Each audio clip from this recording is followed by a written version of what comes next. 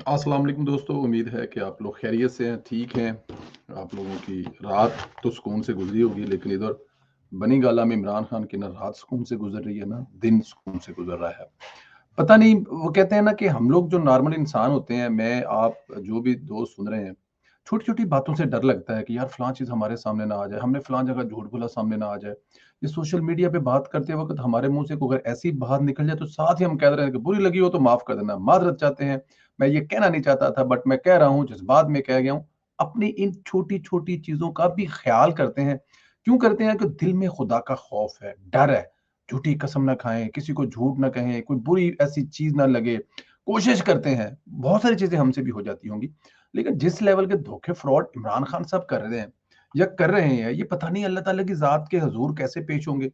खुदा को बेच डाला, खुदा के रसूल को बेच डाला, वो सहाबा इकराम को बेच डाला, कोई चीज़ छोड़ी नहीं इमरान खान ने।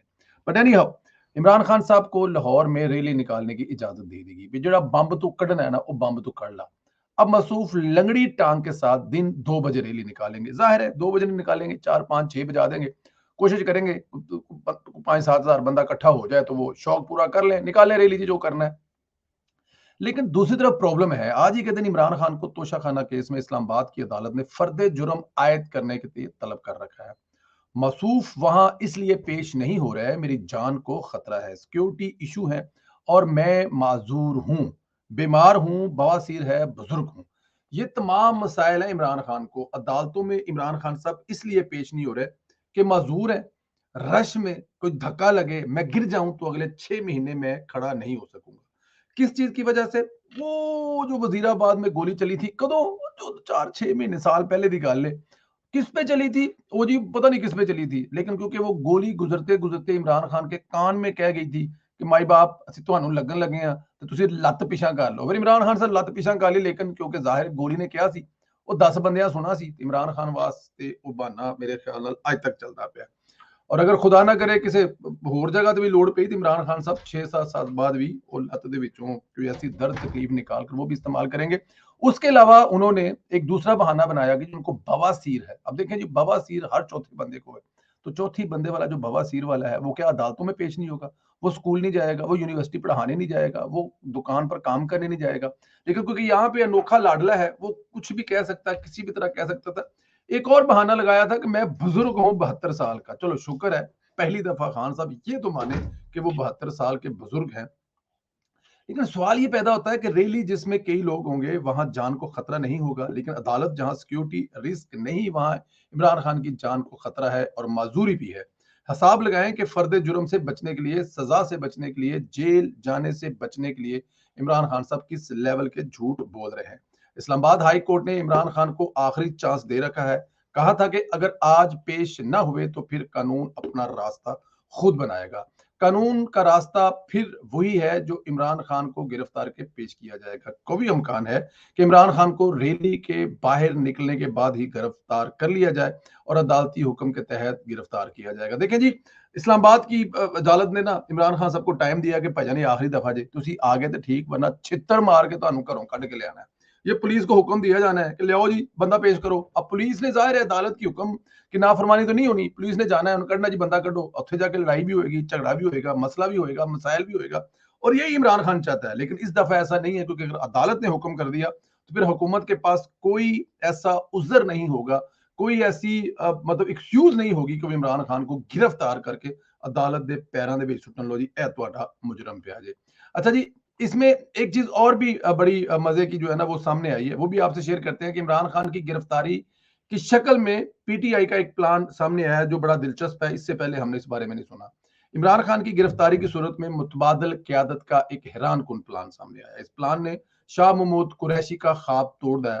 बल्कि कहा जाता है कि जैसे ही शाह महमूद कुरैशी का बयान आया था कि इमरान खान के बाद पीटीआई की क्यादत मैं करूंगा, तब से इमरान खान ने यह प्लान बनाना शुरू किया।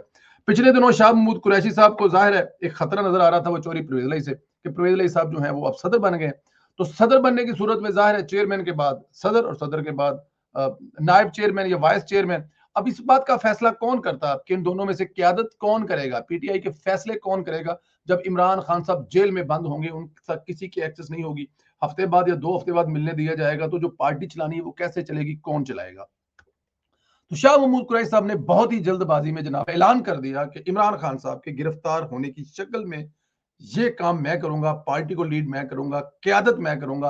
और ये शाह साहब का बहुत पुराना ख्वाब था, जो शाह साहब शायद जल्दबाजी में फिर अपने ही हाथों में इस प्लान को बेड़ा गर्क कर दिया। प्लान यह है कि अगर इमरान खान गिरफ्तार होते हैं तो पार्टी की सरबराही खातून को दिए जाने की तजवीज है और सरबराही घर में ही रखने का प्लान है। अब आप समझ रहे होंगे कि बुशरा बीबी की बात कर रहा हूं, नहीं तो ऐसा हरगिज नहीं है। थोड़ा सा ट्विस्ट है, क्यादत अलीमा खान को दिए जाने का फैसला हुआ है, यानी इमरान खान की बहन अलीमा खान क्यादत करेंगी। सवाल यह है कि क्या अलीमा खान पार्टी क्यादत चलाएंगी? क्या बड़े बड़े बुर्ज अलीमा खान की चेयरमैनशिप कबूल करेंगे? यहाँ पे इमरान खान साहब अपनी तरफ से दो गेमें खेल रहे हैं। एक तो औरत कार्ड इस्तेमाल करेंगे, क्योंकि जाहिर है लेडीज है, औरत है, उसका कार्ड इस्तेमाल करेंगे। दूसरा यह है कि इमरान खान को यह है कि मैं जो कहूंगा मेरी बहन वो करेगी, मुझसे आगे या पीछे नहीं करेगी। यहां पे मैं क्यादत अगर शाह महमूद कुरैशी, परवेज लई, असद उमर के हाथ में पकड़ा जाऊं या परवेज खटक साहब, तो मेरे वापसी पे आने के बाद ये ना हो कि तू कौन थे मैं कौन, मतलब मुझे बिल्कुल ही निकाला हो। तो यहाँ पे बहन के हाथ में सौंप के जाऊंगा। बहन के पास पहले भी बहुत माल है, बहन ने पहले भी बड़ा माल कुंजिया है, पार्टी की चेयरमैनशिप भी कुंजी जाएगी। लेकिन यहाँ पे इशू बहुत बड़ा है, क्या पीटीआई में जो 10 लोग बैठे हुए हैं इमरान खान के मरने का या गिरफ्तार होने का, क्या वो लोग मान जाएंगे अलीमा खान की क्यादत में? और दूसरा बड़ा सवाल यह कि क्या अलीमा खान ये क्यादत संभाल सकेंगी? इतनी बड़ी पार्टी जो कि एक तशद्दुद वाली पार्टी है, जो कि गुमराहों का टोला है, जिसमें सारे चोर उचक्के लूट मार का माल इकट्ठा करने वाले बैठे हुए, उस पार्टी को अलीमा खान क्या लगाम डाल सकेंगी? बहुत मुश्किल होगा अलीमा खान के लिए, लेकिन इमरान खान की ये चाल सामने आई है। तकलीफ वाला जो एक हिस्सा है, मैं उसमें जरूर बात करूंगा, लेकिन आखिर में काफ लीग की पहले जरा ये काफ लीग वाला इशू देख लें। काफ लीग, हमने पहले कुछ दिन बताया था कि काफ लीग अब पहले वाली पार्टी नहीं रहेगी, इसमें बहुत सी तब्दीलियां आएंगी। मजबूत प्रेशर ग्रुप बनने जा रहा है। चोरी सरवर ने बाकायदा काफ लीग ज्वाइन कर ली है, इसके बाद अलीम खान, जहांगीर तरीन की तरह से भी ज्वाइन करने का अमकान है।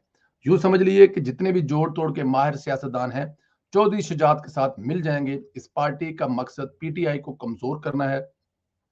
दिलचस्प बात यह होगी कि यह पार्टी मुस्तकबिल में पीडीएम के साथ मिलकर इलेक्शन लड़ेगी। चौधरी शुजात नून लीग के साथ मुस्तकबिल में चलने का फैसला है। अब यह कह लीजिए कि नून लीग मजबूत मजीद हो जाएगी। अब चौधरी साहब काफी पहले से भी बड़े पॉजिटिव हैं और चौधरी साहब के जो बच्चे हैं उनकी भी नून लीग के साथ काफी ज्यादा कुर्बत है। मियां मोहम्मद नवाज साहब को वो मिल के आए हैं लंदन में, आप लोगों ने देखा। और चौधरी साहब भी, जो चौधरी परवेज अली साहब, काफी ज्यादा उनके जो मसले मसाइल हुए वो भी आपके सामने है। तो चौधरी साहब जो है उन्होंने फैसला किया है कि वो काफ लीग को नून लीग के साथ मिलकर इलेक्शन लड़ेंगे और मुतबादल के तौर पर, या ये कह लें कि कोई और किसी पार्टी के जब इलेक्शन के बाद हुकूमत बनाने की बारी आएगी तो दोनों हम ख्याल पार्टियां मिलकर हुकूमत भी बना सकती हैं। तो इसलिए नून लीग के साथ साथ काफ लीग को मजबूत किया जा रहा है। जो वेल नाउन चेहरे हैं और खास तौर पर जो 4 पैसे वाले बंदे हैं वो काफ लीग में जा रहे हैं।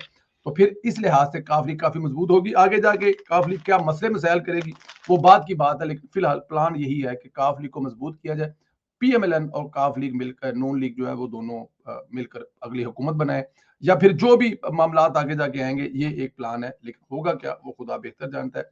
लेकिन यहाँ पे चौधरी शुजात साहब नून लीग के साथ मिलकर चलने के लिए पूरे तैयार हैं और मेरे ख्याल में इसमें काफी कामयाबी भी मिलेगी, क्योंकि वही जो पार्टी में बहुत देर से लोग नाराज थे आपस में जुड़ जाएंगे तो जाहिर है ताकत बढ़ जाएगी। तकलीफ वाला इस वीलो का हिस्सा है जुल्ले शाह के कत्ल में जो बड़ी पेशरफ्त हुई है। पीटीआई के सियासी गिद्धों को जुल्ले शाह की मां ने एक्सपोज किया। खराज तहसीन पेश करता हूं जुल्ले शाह की वालदा और वालद, जिन्होंने इमरान खान के स्क्रिप्ट पर अमल नहीं किया, इमरान खान के अजायब पूरे नहीं होने दिए।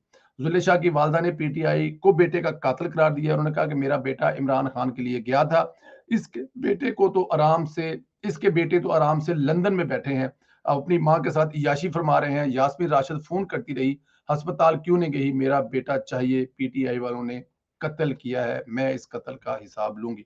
सबसे पहले मैं आपको क्लिप सुना दूं जो आज उन्होंने मंसूर अली खान साहब के प्रोग्राम में बातें की हैं, उसके बाद फिर इस पे बात करते हैं। पर इमरान खान के लिए कुर्बान हो गया। जब से बेटा इसको छोड़ लगी है, मेरा बेटा दिन रात वहीं बैठा रहता था। इनको चाहिए था ना उसकी भी हिफाजत करते, इन्होंने क्या किया? इतना कुछ हो गया, बेटा मार दिया, डाले घुमाए, बच्चा मेरा बीच में। यास्मीन राशिद साहबा ने इन्हें कॉल की बजाय इन्हें कॉल करती, बेटा हॉस्पिटल जाते ना, अपना इनके बच्चे हिफाजत हैं। मेरा बच्चा इसके लिए कुर्बान हो गया। जब से बेटा चोट लगी, ये घर नहीं था कहता मेरे वोट से जीतेगा, इसको मेरे वजह से आराम आएगा। मुझे बस इंसाफ चाहिए, मुझे मेरा बेटा चाहिए, बस मेरा पैगाम पहुंचा दे उन्हें। मुझे तसल्ली नहीं है। इस बेदर्दी से मेरे बेटे का कत्ल किया, साजिश है। उस वक्त सब कुछ इकट्ठा हो गया। यहाँ इतने लोग मरते हैं, किसी को पता नहीं होता। मेरे बेटे का सब कुछ इन्होंने बायोडाटा निकाल लिया, वहां मर गया, हॉस्पिटल चला गया। 10-15 मिनट में मेरे मियाँ को भी पता चल गया। ये इन तरीके इंसाफ वालों ने किया है। मुझे बस इमरान खान को यही कहना, मुझे मेरा बेटा दे दे। इसकी बड़ी मेहरबानी, मेरा बेटा इसकी हिफाजत के लिए गया, लेकिन इन लोगों ने मेरे बच्चे की कोई हिफाजत नहीं की। आप खुद ही देख ले, मेरे बेटे की कौन सी हिफाजत की है इन्होंने। मुझसे मेरा जवान बच्चा छीन लिया। मैं अपने बच्चे को कहती होती थी बिलाल ना जाओ, कहता अम्मी नहीं, मैं अपने कायद के लिए जा रहा हूँ, आप मुझे मत रोको। मेरे वोट से वो वजीर आजम होगा बेटा, इतना यकीन था उसका। मैं उसे डांटती थी, 1-2 दफा मैंने इसको स्लैप भी किया। बस इससे ज्यादा मैं कुछ नहीं कहूंगी। उसे कहीं मेरा बेटा ला दे। ये दुखियारी माँ जो मीडिया के जरिए इमरान खान से कह रही है कि मेरा बेटा तेरी हिफाजत के लिए गया था, वो तेरी हिफाजत के लिए बाहर बैठा रहा है, लेकिन तूने उसकी हिफाजत नहीं की, और ये बेटा मुझे तुमसे वापस चाहिए। और वो माँ ये भी कह रही है कि इसको पाकिस्तान तहरीक इंसाफ वालों ने कत्ल किया है। वो इतना कैलकुलेट माजी ने गुफ्तगू की है। माजी ने कहा कि 10-15 मिनट में हमारे घर तक इतला भी पहुंच गई कि हमारा बेटा फौत हो गया। इन लोगों ने जब सब कुछ खुद किया है, इनको सारा पता था, तो इसलिए इनके बाप को फोन भी कर दिया कि तुम्हारा बेटा फौत हो गया। यास्मीन राशिद साहबा के बारे में वो फरमा रही हैं कि वो फोन कर रही थी, क्या वो अस्पताल गई, क्या उन्होंने मीडिया पे आकर बताया, उनको इतला मिली? नहीं, वो तो सिर्फ उनका नाम इस्तेमाल कर रही थी। उनके जो अब मरे हुए इंसान से जितना फायदा उठा सकती थी, इमरान खान साहब के साथ मिलकर बैठकर उठा रही थी। दोस्तों, मैं अभी प्रोग्राम के शुरू में मैंने कहा कि इमरान खान साहब को बहुत सारे लोगों की हाएं लेके बैठ जाएंगी। मैं और आप जब बात करते हैं तो डरते हैं कि या अल्लाह हमें माफ फरमाना, गलत भी मुंह से लफ्ज निकल जाए तो हम साथ ही माफी मांग लेते हैं, या अल्लाह माफ करी। और दोस्तों से भी कहते हैं कि अगर हमारे मुंह से कोई ऐसी चीज निकली है, कोई ऐसी बात निकली है जिससे किसी का दिल दुखा, तो यार माफ कर देना। लेकिन यहाँ पे इमरान खान साहब, ये कोई पहली दफा नहीं हुआ। इस दफा 2014 वाले जब ये इमरान खान शहर ब्लॉक किया करता था, फैसलाबाद में भी इन लोगों ने एक ऐसा ही काम किया था। एक जज्बाती कारकुन को कत्ल कर दिया था और वो राणा सनाउल्लाह और आबद शेरली पर डाल दिया था। आज भी इन लोगों ने ये किया सारा कुछ है, और अगर नहीं भी किया तो कम से कम जिम्मेदार है।